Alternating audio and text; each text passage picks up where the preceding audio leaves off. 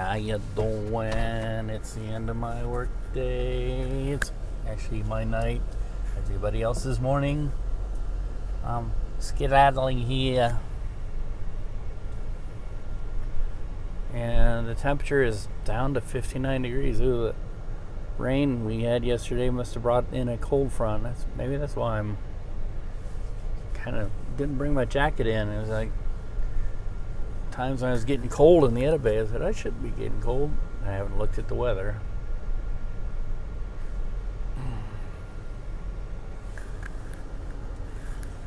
Time lapse camera on.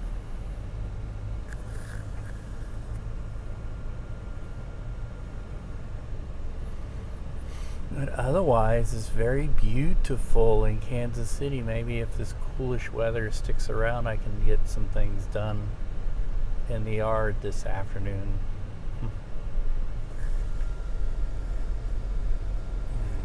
Switch front deflector.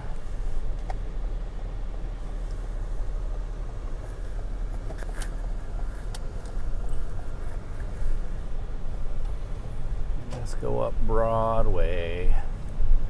On Broadway.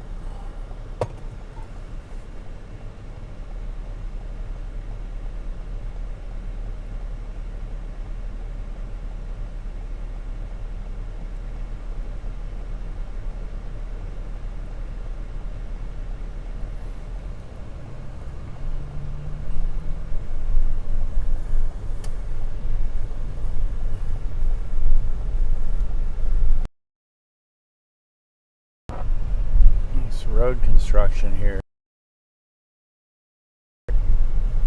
Well, it's not road construction, I believe it's the streetcar construction. It's getting pretty messy. Yesterday I tapped my mirror on one of the cones, didn't do any damage.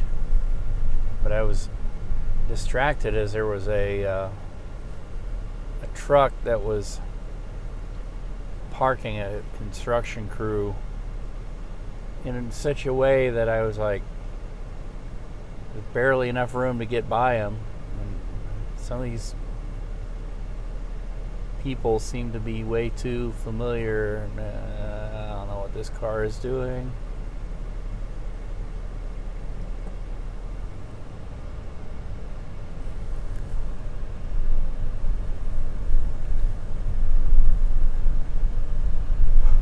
But it's bad enough that we have this maze here that we have to negotiate through, and sometimes it's not very well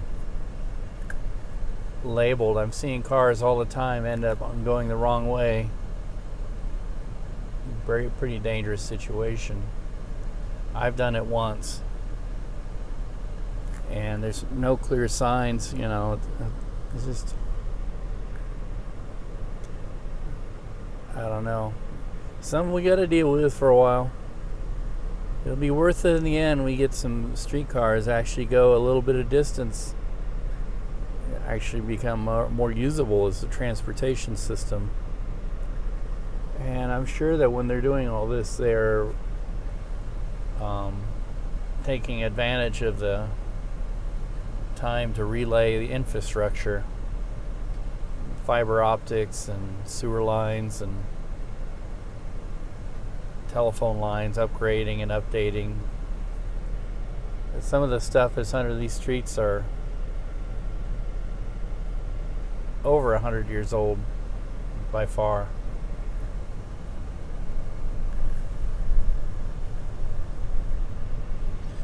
So it's up to us to just try and pay attention.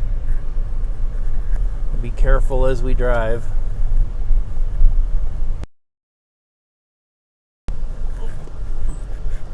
Gots to deal with it.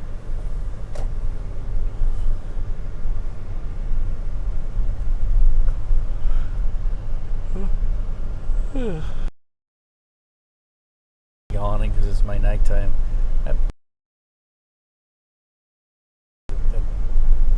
Some well-known graffiti artists in Kansas City have made it beautiful. It always was century building. It's essentially, it's a medical, was for a long time a medical office building built on top of a parking garage. Is very, very functional, but not very. I had a doctor in that building when I was in high school, junior high and high school, a dermatologist. And that's how I know what the building was. And during the riots last year, it became a victim, since it's been sitting empty. Became the victim of graffiti, like with no security watching the building, no caretakers really, and the building being highly visible in the background. Everybody and their brother wanted to tag it, put their message on it, which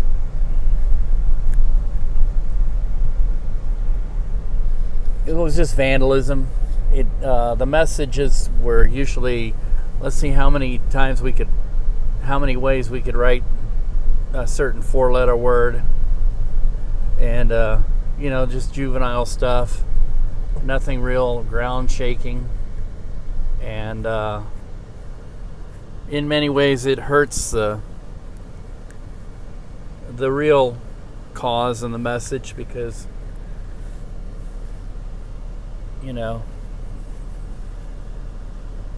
there's a lot of censoring of shots and video shots and pictures because the inappropriate messages on the building, and if people were really trying to get a message across, they were getting defeated by that. So I don't know, something to think about. And it's very what would be the term, gauche, very juvenile. It's not an intellectual exercise by any long stretch of the imagination. You can see that kind of thing under any bridge in this country.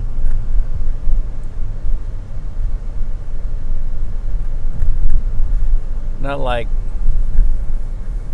there's any art or meaning to it other than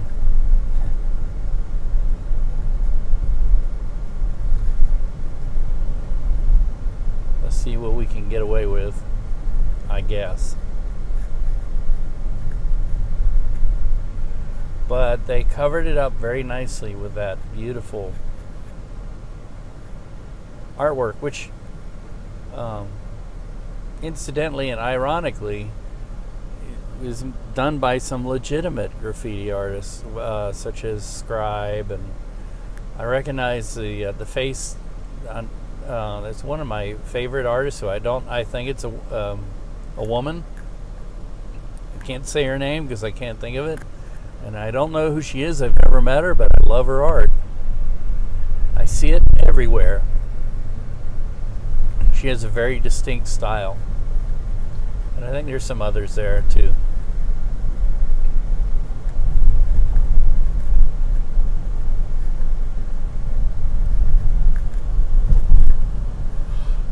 And for a commission to cover up kind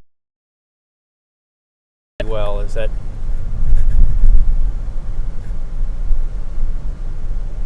if you're going to put full and meaningful, not garbage.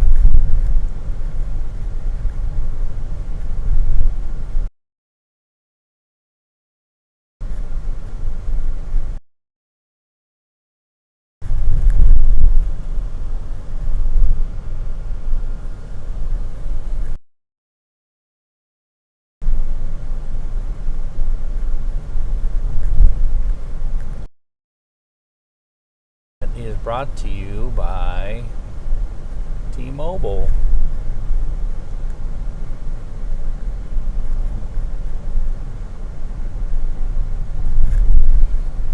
I noticed yesterday when I was starting out in the neighborhood, or this morning, it was yesterday, I was watching the playback. When the video connection was shaky, it was just dropping out completely, leaving gaps in the kind of like stutter. There's a guy in Japan that I was watching this morning. He was live in Japan. Of course, it was nighttime there. He was walking around Kawasaki, not the motorcycle plant, but the city of Kawasaki, which is actually a part of Tokyo. And he was talking about how he was trying the iPhone out, and that he had a little bit of sketchy luck with the iPhone and connectivity issues. And then he has another phone. It looks like we have a water issue here. The water line breaker, water main. Oh, I see it. It's a fire hydrant is open down there behind me. Not a water main. But he's talking about his other phone. It seems to do better, and it's a non-iPhone product. But listen, the iPhone colors are so much better than anything else. Internet connectivity issues. This internet is brought to you by T-Mobile. I always remind you, internet connection is unstable.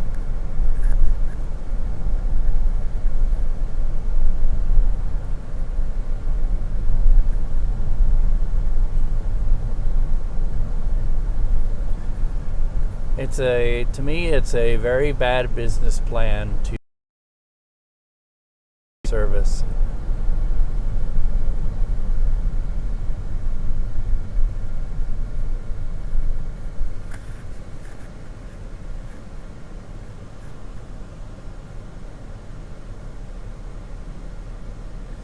It's also a very bad business plan to showcase the extreme limitations of your service and the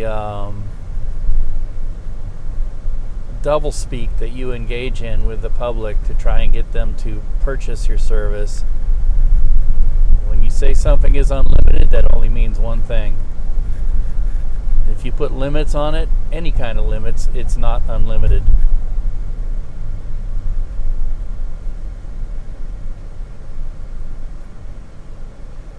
You should not be using that term.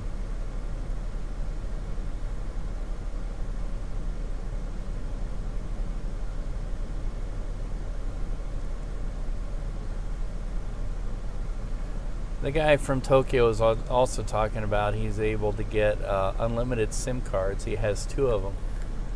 And one he puts in one phone and one he puts in the other. And that's, the whole thing with SIM cards. Now, even our phones here in America use SIM cards. People are not super familiar with them because the way we structure our service here, everybody in this country is expected to, for the most part, and does use contracts where, we don't ever see the SIM card or, But yeah, my phone has a SIM card. I know where it is. It's on the side. And but in almost the rest of the world, service is not done in the same way. You purchase a plan on a SIM card, and you can pull your SIM card out and put it in any device that will take it. And oftentimes you will not purchase a contract. You'll just have a SIM card, and you just pay for a certain amount of usage bit by bit. Like in the Philippines, everybody's always they still do it that way.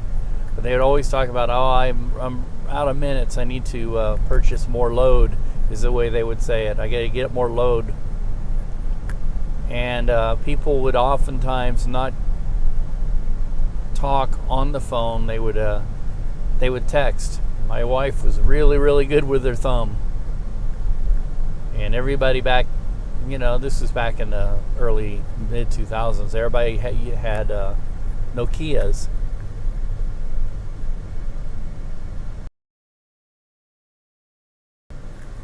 That has since changed, and there's a lot of smartphones out there, and even in the Philippines.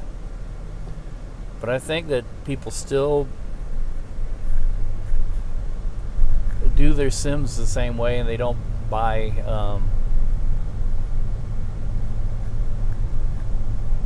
contracts.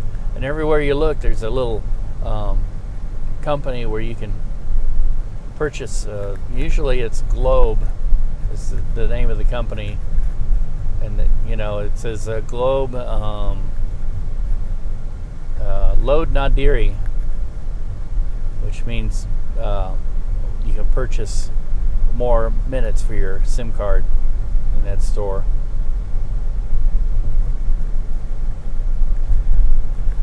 And if you have a very limited budget and everything, and you need to use a phone, you just buy it as you need it, and don't use any more than you need. But it, in many ways, it's extremely limiting, because you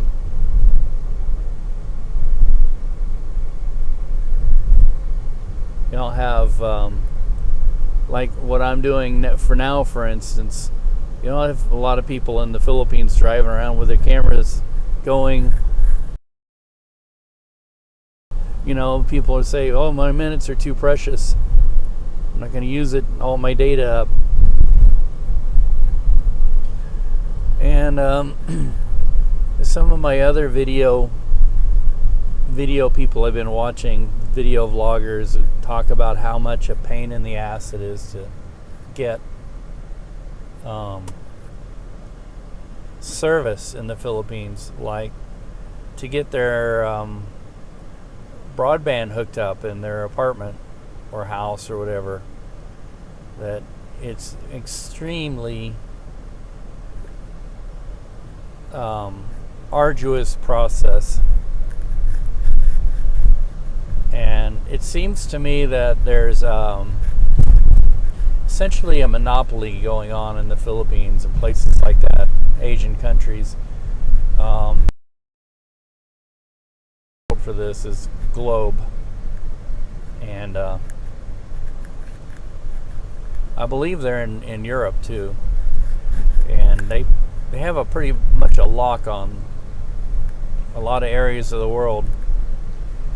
And when that happens, it's bad news, because they don't have to compete against anybody, so they don't have to really. They're like, well, we don't care if you're a customer or not. We have billions more. Well, you want it when? Insert picture of monkeys laughing at you.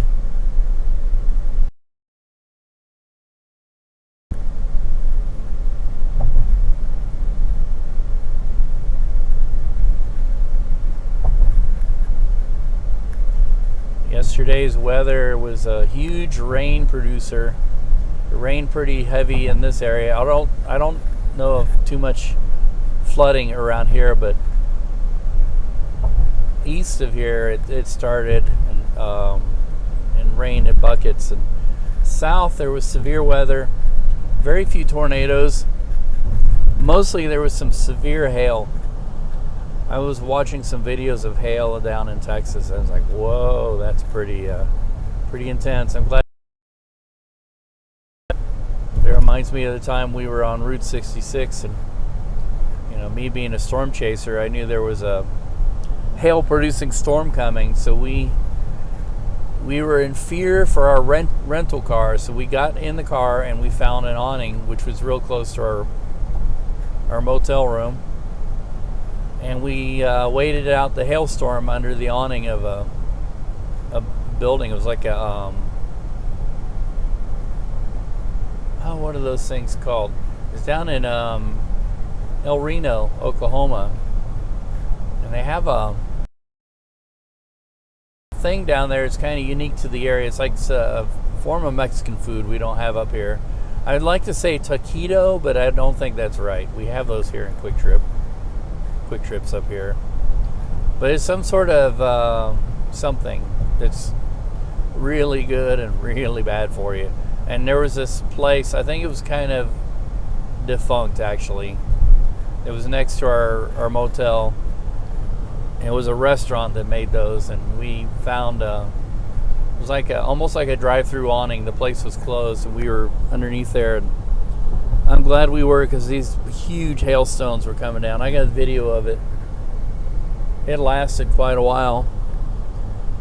Unfortunately, it wasn't a tornado-producing storm, but it was a hail producer.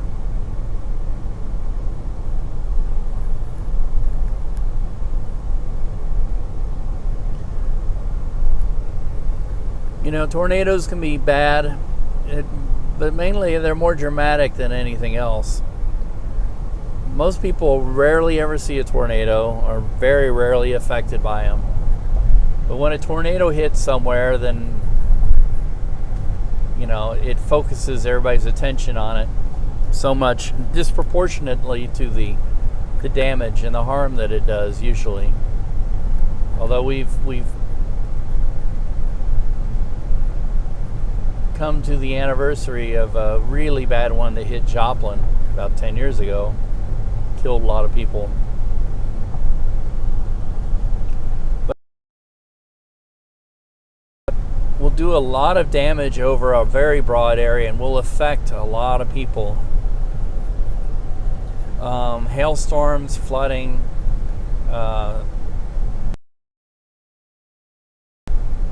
to me, those are really the bigger disasters, but they're the more of a, not as dramatic as a tornado or a hurricane.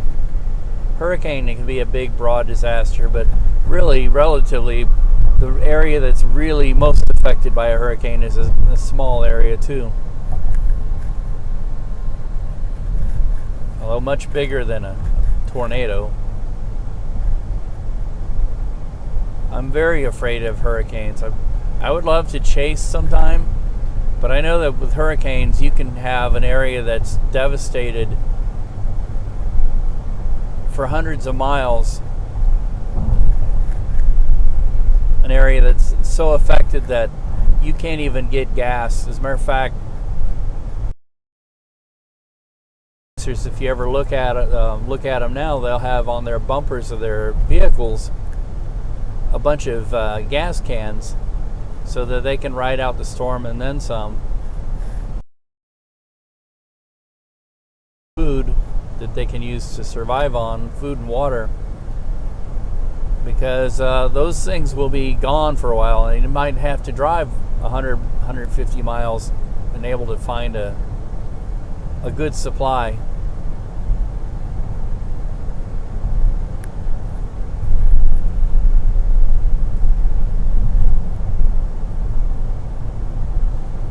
Toyota Tacoma.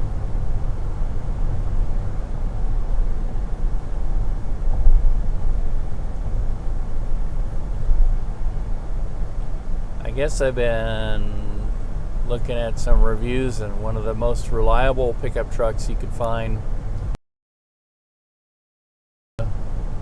like the older Tundras, and it seems like, oh, well, you're going to get a V8 truck. It gets lousy mileage. You get actually and pretty good power.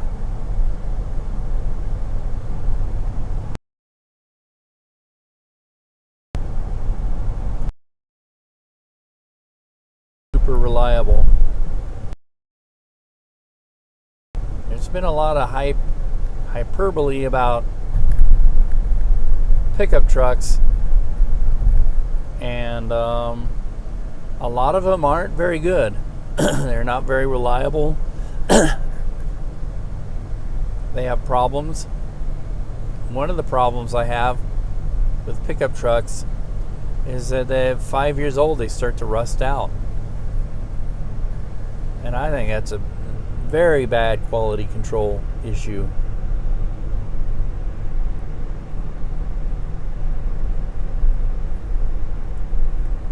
I remember, there's old pickup trucks from like 50, 60 years old that are still on the road that don't have the issues. And these new pickup trucks, like new within the past 10 years, you can't find hardly one of them that aren't completely rusting out. And I'm very disgusted by that, because I made the plunge and got into a Cummins Dodge pickup truck, the Mega Cab. It was like a limousine on the inside, and we had that. Got it in 2010. We got rid of it in 2017. Really disgusted. I mean, one of the first things that happened to it was when we needed it most, transmission went out at 95,000 miles. And then it was sitting in our backyard. It was too big to garage. And it was sitting in our backyard, and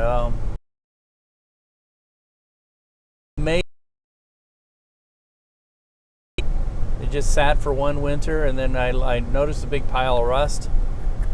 I was like, I wonder where that came from.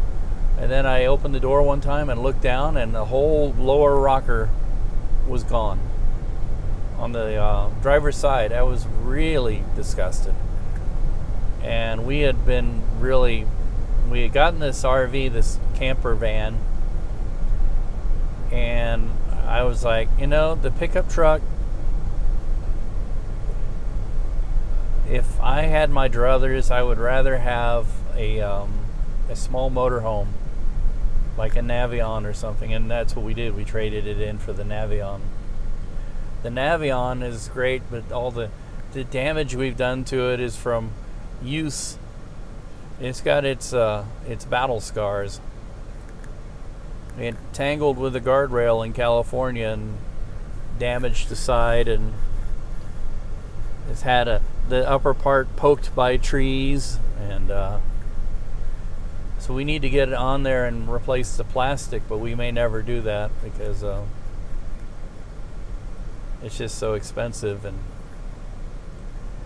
we mentioned it to somebody and say, hey, can we get this fixed? And they're like, don't bother, it's not worth it.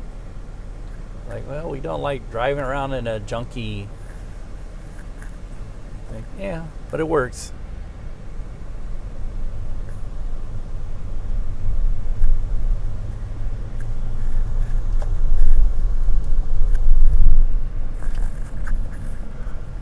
And the Navion is interesting. It's got the i5 diesel engine, a Mercedes engine. And at the time, Mercedes and Chrysler were in a very rocky relationship with each other. Basically, the companies were married together and had a very messy divorce. And so Dodge quit building the B van, which we have an example of in our backyard. Our camper van is a Dodge B van. And Mercedes imported over their Sprinter vans for Dodge to use as their vans. Now Dodge Chrysler is married to Fiat, and Dodge is using their vans. But before that, it was the Mercedes Sprinter van. So essentially, our Navion says Dodge on the badging, but it's a Mercedes. Just like a lot of Mercedes are.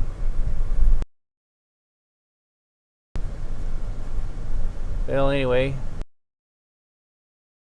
go crazy and bloom and stuff.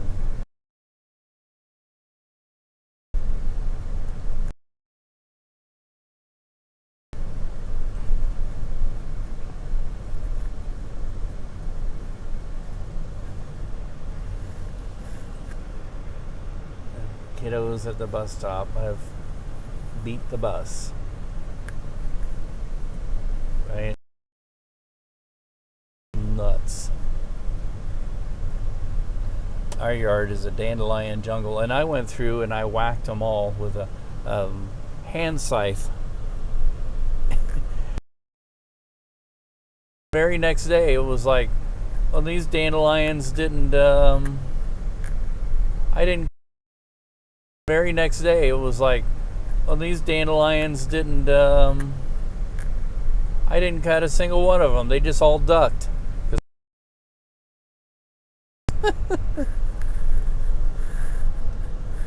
There's really only one way I've found, and that's to get this weed spray that you can target. And you go up to each one individually and you put a little bit of this poison on them. It gets into the roots and kills them. And then your yard is nothing but dirt because you find that all the green is nothing but dandelions.